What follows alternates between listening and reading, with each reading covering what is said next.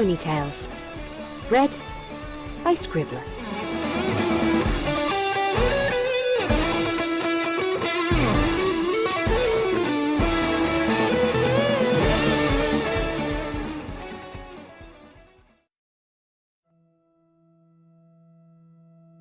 Sincerely, Starswirl by Mr. Afro Pony.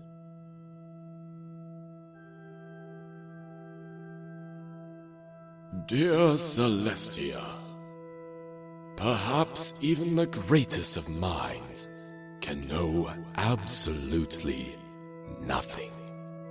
I, a unicorn considered just short of a god, have no problem admitting that. But what exactly makes a common pony an intellectual? Education? What is that even? Should I trust someone who can name the royal lineage all the way back to Mother Faust herself before I trust a simple village elder? Or perhaps wisdom is the true measure of knowledge? The ability to solve the everyday situation? Look at me, plaguing you with questions philosophers have been debating about for decades. How simply rude of me. I'm sure you have a lot of questions as well. One of them probably being, why am I writing this? It'd be fair enough to want to inquire. The truth is, I simply don't know. Perhaps I want to give you some last bit of advice before I fall into my inevitable eternal slumber. Or maybe I wish to warn you about taking the paths I have taken. Yes, that seems about right. You are to lead the entire nation one day, after all. Your decisions will affect your countless subjects. So it is with that future preparation that I offer you this word of advice. Don't live the life I've lived. I regret it with as much intensity as possible. 400 years, my girl. 400 years I've lived in this cold world. In that time, I've never had someone I could call a friend. Acquaintances? Plenty. You have to get along with the people you work with, I remind you. But a friend? Why would I, Starswirl the Bearded, son of the great archmage Starswirl the Swift, ever need friends? What purpose would friends serve other than an interference in my studies? It brings me great sorrow to know that I had once thought this way. My constant need to live up to my father's legacy had blinded me from the unbearable truth. I had no one in this world. I was alone. I was always alone. And I am alone now on my deathbed, writing this letter to you. Perhaps it was for the best, actually. The depressing mistakes I've made will perhaps let others not to do the same. Maybe my whole life is just a sacrifice to the greater good. If you could even call my existence a life. It's funny, really, how things never turn out the way you expect them to. I would have thought my unwavering allegiance to the Equestrian Empire would be enough to fill the gaping void the lack of loved ones had created. Turns out, it only made me remember that it was there. I'd compare my sorrow to a creeping disease. You know it's there, but since it's not attacking you at the moment, you pretend that it's just imaginary, that it's not important, and just a common everyday doubt.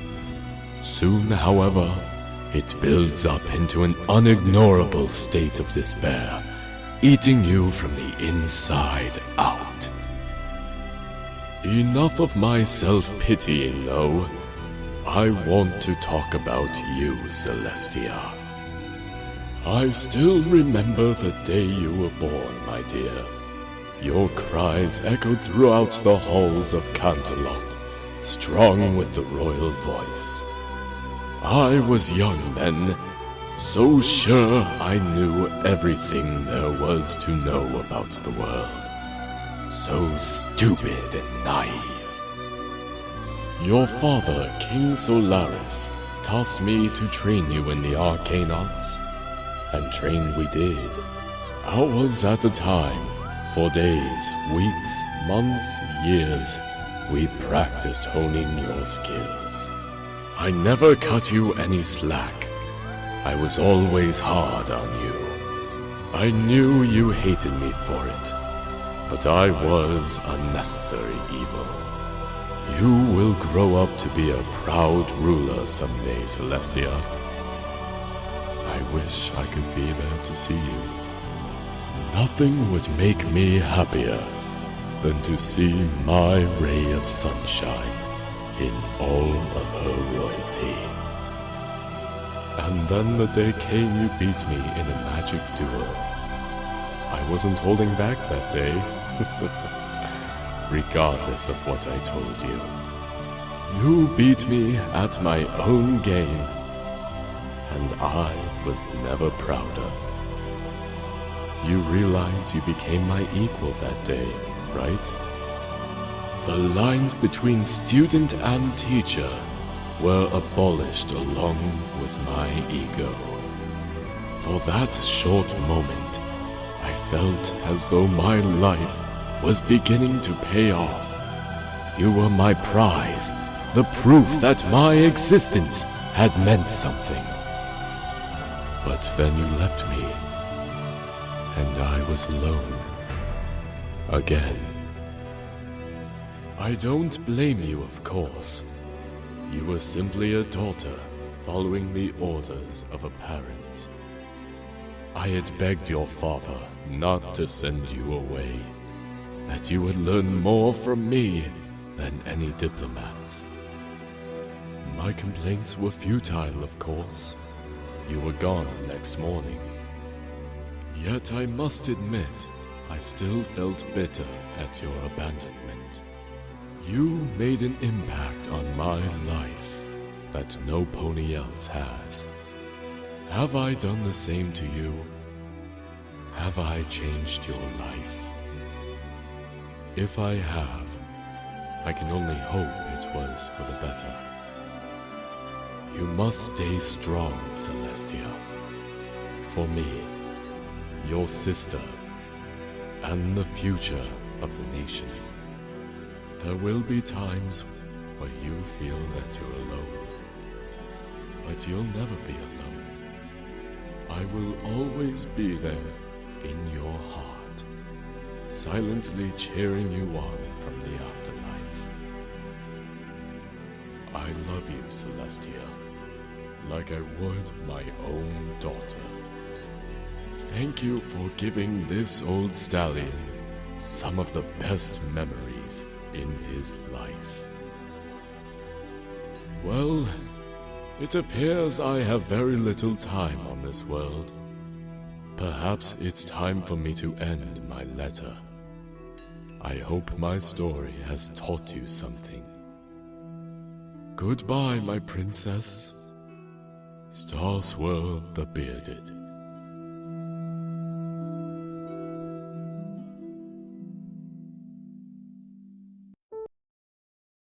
Starswirl smiled at his letter, knowing the document would soon become his last known words. He rose to his hooves, weak knees buckling in protest. He sighed in concentration. Soon, he said to himself. But not now. Slowly but surely, a small, magical charge lit up his grey horn. In a blue flash, the letter was gone from his sight. Starswirl fell back onto his bed, a small smile beginning to form on his face. Perhaps there will be peace for me in the next life. The unicorn felt a single tear flow down his cheek. Goodbye, Tia. With that, he took a final breath and left this world.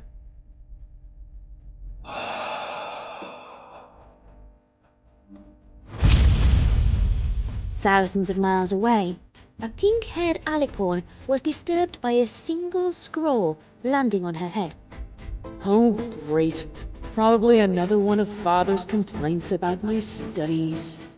She was ready to toss it in the pile with the others when she noticed a seal. A seal only one pony used. A seal of her cutie mark. Starswirl? But that means... Using her magic, she hastily unrolled the scroll and began to read.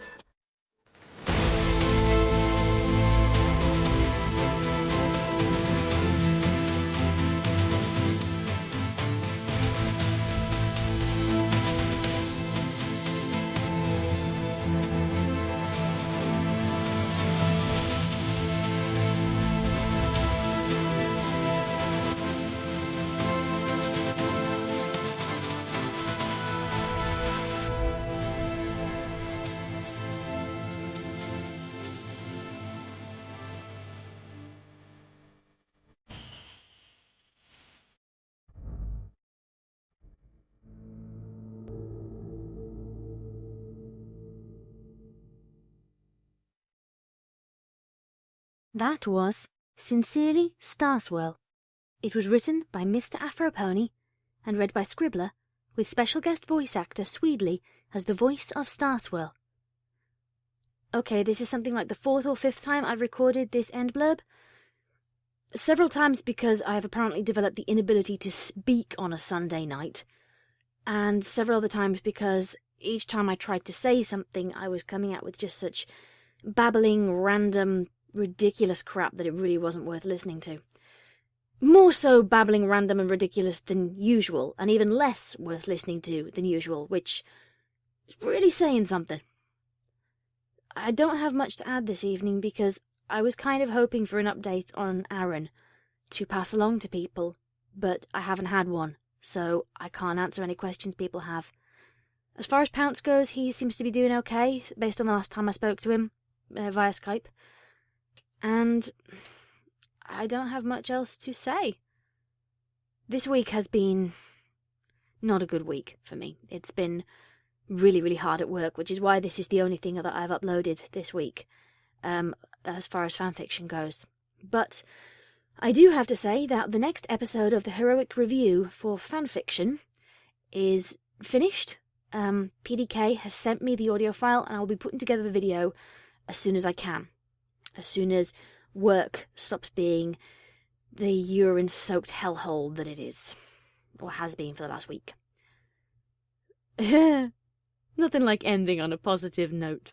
And I apparently can't end on much of a positive note, other than to say, please go and listen to the latest uploads from Goombasa and from The Lost Narrator, because they've both brought out really, really interesting, well-read fictions in the last week.